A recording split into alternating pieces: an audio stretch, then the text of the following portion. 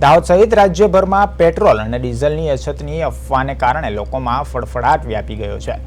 Iran Israel વચ્ચે ચાલી રહેલા યુદ્ધના પગલે પેટ્રોલ ડીઝલની કિંમતમાં વધારો થવાની તેમજ પુરવઠામાં ઘટાડો થવાની શક્યતા વ્યક્ત કરવામાં આવી હતી। આ અફવાને કારણે દાહોદ જિલ્લાના પેટ્રોલ પંપો પર વાહન ચાલકોની લાંબી કતારો જોવા મળી હતી।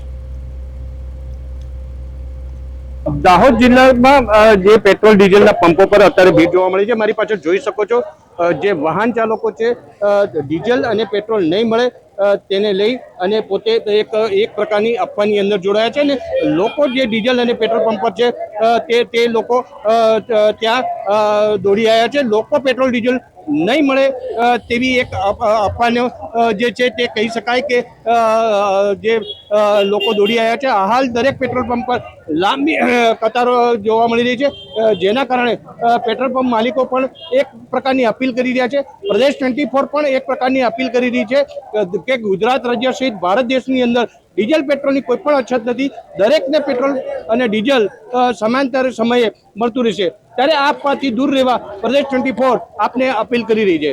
વિદેશ પંચાલ, પ્રદેશ 24, દાહોદ।